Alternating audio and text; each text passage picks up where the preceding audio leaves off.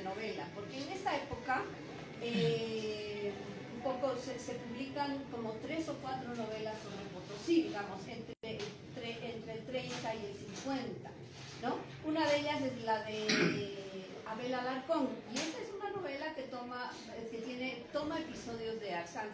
Lo que pasa es que se ha publicado anteriormente, alrededor del 25, se ha publicado los anales de Potosí en una versión paleográfica. Entonces esto ha dado impulso a que se hagan estas novelas sobre Potosí.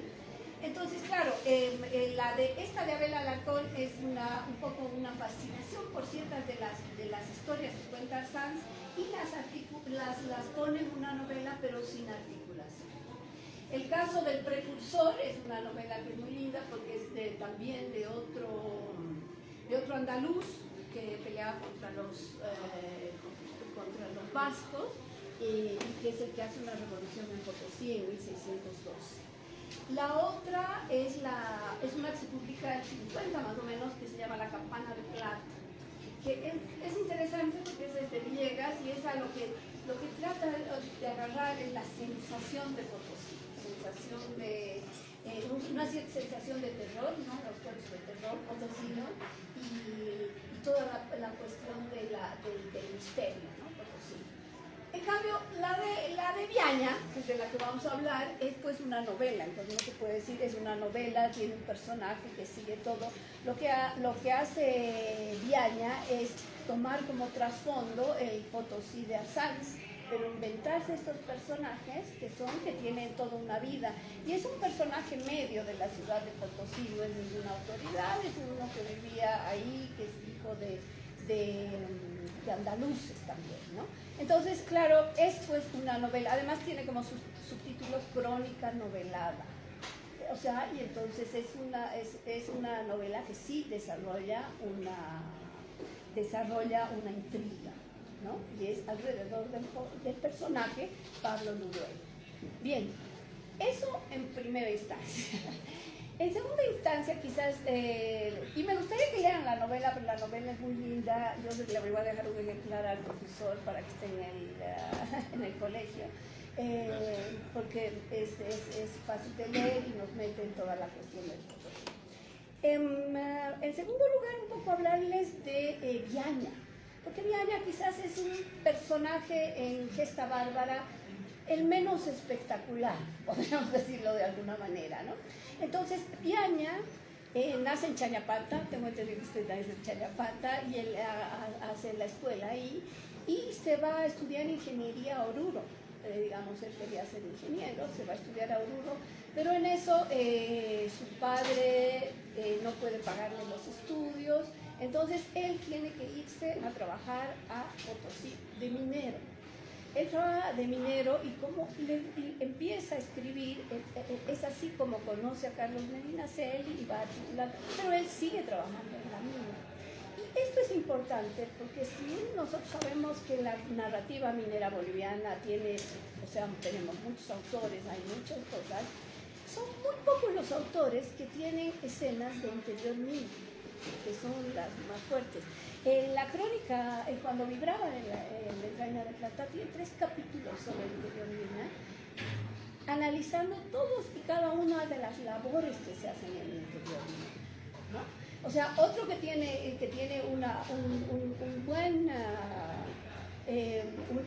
un relato muy bueno sobre interior mina es René Pope, ¿no? Testimonio de interior mina se llama ese su relato, ¿no?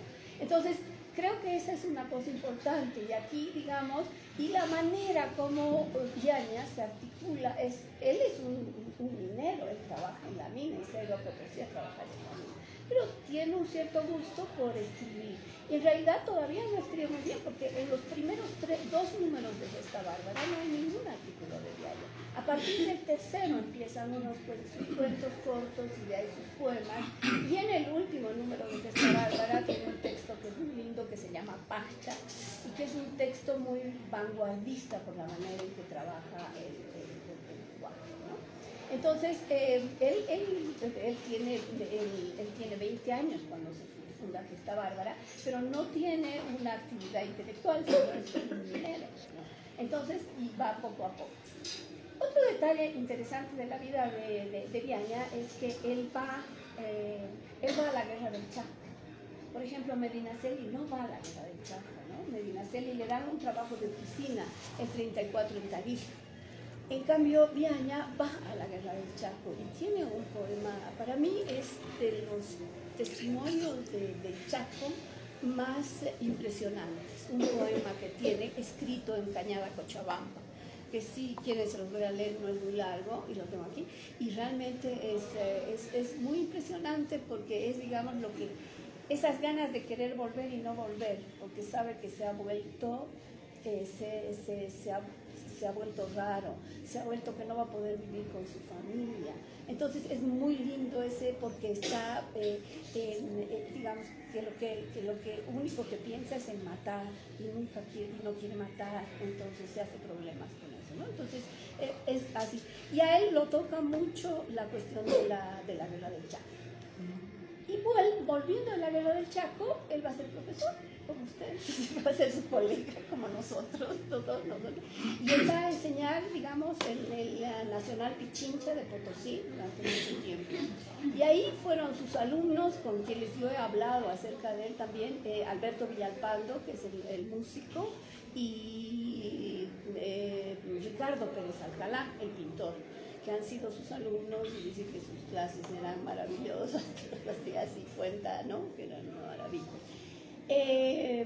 Después, en algún momento, un poco que se sintió un poco cansado de Potosí, él se vino a vivir a La Paz y enseñó en el Hugo Dávila.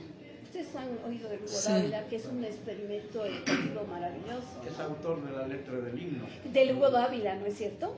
Exactamente. Y él enseñó ahí, y ahí fue profesor de Carlos Rosso, que es otro músico que también, con el que también yo he hablado, o sea, acerca de él, y que me ha contado clases, ¿no? Entonces, tenemos esa experiencia de Viaña, que creo que es muy interesante. Que se va a estudiar ingeniería, pero como no le pueden pagar los estudios, va a trabajar a la mina, y es por eso que está en Potosí, porque está trabajando de minero. Bien, eso por un lado. Por otro lado, quisiera yo hablarles un poco de la novela, porque en realidad, digamos, si nos van a decir que si nos van a hablar de la novela sin leer de la novela, sin leer la novela me enoja mucho, porque en realidad lo mínimo que uno puede hacer es leer la novela para hablar de la novela. Y la novela es, o sea, en realidad, digamos, está ubicada en el siglo XVII, en 1600, entre 1598 y 1621 se llama acá, que eso es lo que él saca, digamos, como fondo de Arsanz.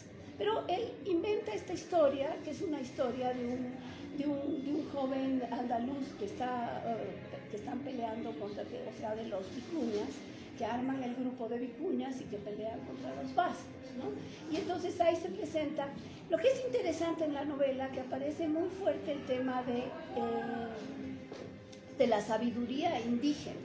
Un poco, es una sabiduría que tiene que ver con el trabajo de la mina, principalmente, y con el trabajo de la tierra. O sea, ahí aparece el malcu, y aparece en una de las fiestas potosinas más importantes, aparece el malcu, y aparece con todos los indios. De alguna manera, Néstor Taboada Terán, cuando escribe el Manchaypuito, se basa un poco tanto en el mapa que presenta Viaña, como en esta cuestión que presenta sobre este personaje indio que se llama el Malco, ¿no? Entonces, que después, digamos, no solamente es el que tiene saberes sobre el trabajo de la mina, sino también sobre el trabajo de la tierra, ¿no? Que son las dos fuentes más importantes de ingreso para Potosí. Entonces, aparece de esta manera, y hay todo un tema con el lenguaje también, ¿no? Porque esta novela ha sido muy criticada porque los personajes hablan en un supuesto español del siglo XVII. ¿no? O sea, sería más o menos, de alguna manera parecería que es lo que hablan en Potosí. Ahora bien, este lenguaje está solamente en los diálogos. El narrador es un narrador que habla en un lenguaje